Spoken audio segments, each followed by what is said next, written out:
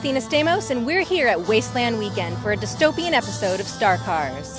Each year, over 1,200 fans of Mad Max in the post-apocalypse gather here in the California Mojave Desert.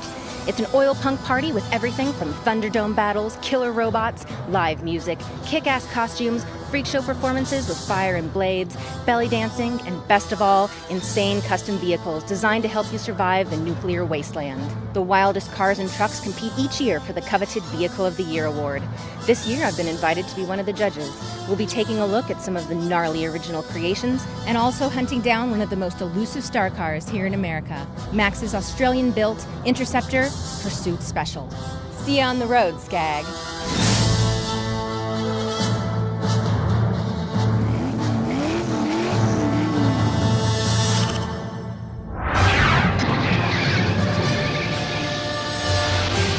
Any action film aficionado should check out Mad Max if they haven't seen it. It's like muscle cars and swords and people throwing spears at each other. What's not to like, you know? The idea of driving around and shooting people with darts and whatever you can find is awesome. Back in 1979 is when the film came out. Back then it was done for real. There weren't CGI cars and CGI wrecks. They were working with what they had and really doing some amazing stunts. It really was the first film to kind of shoot Mel Gibson into star status. It's a low budget film. It made a ton of money. What made you a Mad Max fan? The car.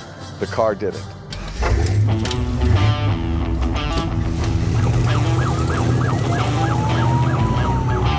I always wanted this car. It's cost me a couple of girlfriends, a couple of wives, who knows? But the car stays. You have to have a passion in life, and this is it. Car wins every time. Car wins every time.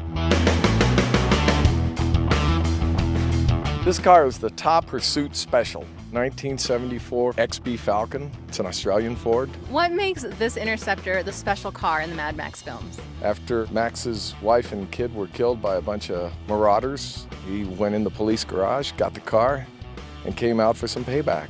Then in Mad Max 2, it's much later in time, much rougher, more beat-up looking vehicle. What do you have to do to turn the Falcon into the last of the V8 Interceptors? You have to add a lot of parts. The front end has to be changed to the nose cone. Fenders all have to be flared. The roof spoiler has to be added. Then there's the side pipes. I've added the blue light. So tell us about the supercharger. Engaged by a switch on the shifter, applies more power. Horsepower is somewhere in the 380 range right now. It's fun. Was there any other small detail in the movie that you added that you think someone might have missed? Well, the steering wheel has to have a little picture in the center of Max's murdered wife and kid to be movie correct. I think that's only seen about 5 frames in the movie. What was the hardest part in putting the vehicle together? Waiting. I imported it from Australia. You have to go through the hassle of importing it, getting on the right ship. It was 35 days at sea. How many of these V8 Interceptors are in America? Roughly 25 to my knowledge. So I see that this is a right-hand drive car. What's that like? It was very difficult at first because everything's backwards. You can't go to In-N-Out Burger by yourself. And if someone wanted to put together their own Interceptor, how much would it cost them? I know at this point, 10 years into it, I'm at about $100,000. It's worth it. This is the Seaskag.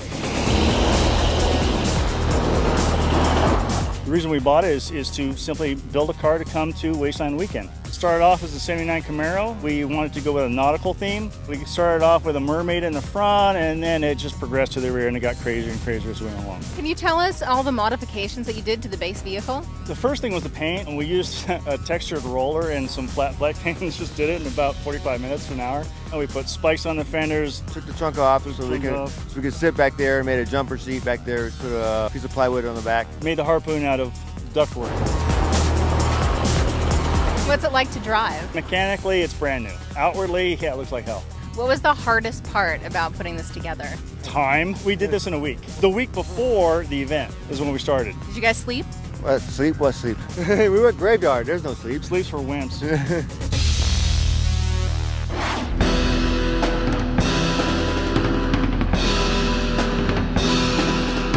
I'm Paul Miller, and I'm the vehicle coordinator here at Wasteland Weekend, and this is my Marauder Merc. And I kind of took the idea that if somebody stumbled upon a Mercury and needed to make it a little bit more ready for war, they would mold it up with armor and air vents and weapons like missiles and a machine gun. I have a turret on the top from the movie Death Race. I had a friend that worked on that, so we mounted that up there.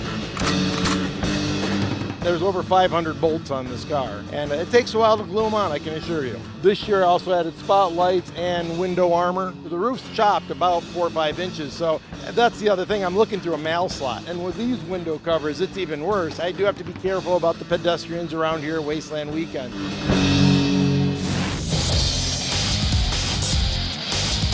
Tell us about your vehicle. It's called the Muty Beauty, and it's a post-apocalyptic limousine gunboat.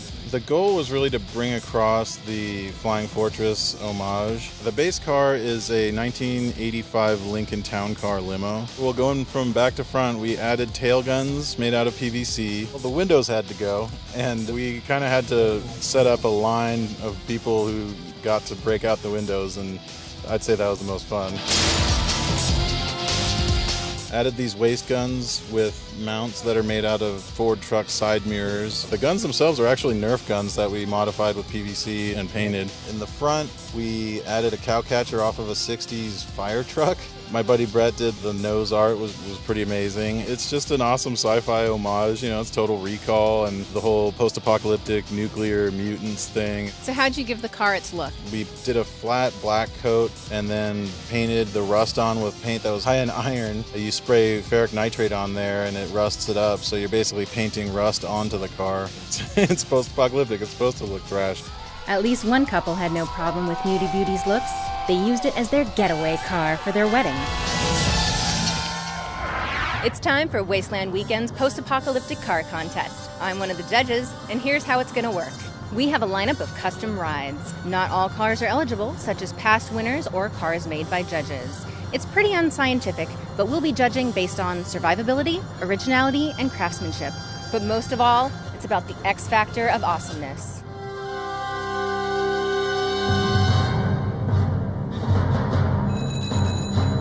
I think the British electrics on this will die during the apocalypse. Not good, not good. Either gas or water back here, or both, actually.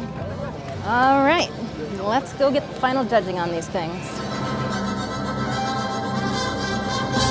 We've made a decision. It was super tough because we also have to incorporate theatricality and survival. It's a very hard decision. Yeah. It's a very hard decision because you gotta figure which one of these cars you're gonna get in and head out across that desert when you see the flash in the sky. So let's go, guys. We have our esteemed judges here to present the winners. I'm going to introduce third place, which is this fine Chevy truck off to the right. Thank you very much. Excellent. The second place, my favorite one, goes to this incredible Camaro. Pirates are always the coolest people, and this car is a kind of pirate car. Place 2 for the Camaro. Thank you very much. Have a great time. Who wants to know who the winner is? We've got the Muty Beauty Rolling Fortress. That's awesome, guys.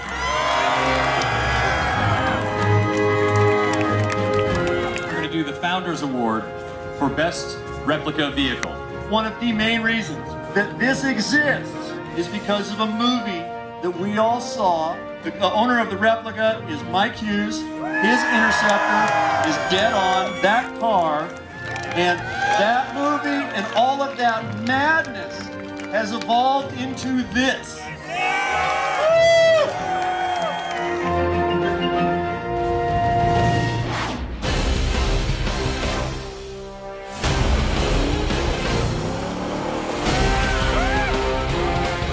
What's your favorite part about Wasteland Weekend? Being amongst my kind, my escape from reality. It's just an amazing showcase for creativity. It's just an enabler for that. Simple deal, freedom. The end of the world happens, and now you have the total freedom to decide what kind of future you want to have. Yeah. And that's what this is all about.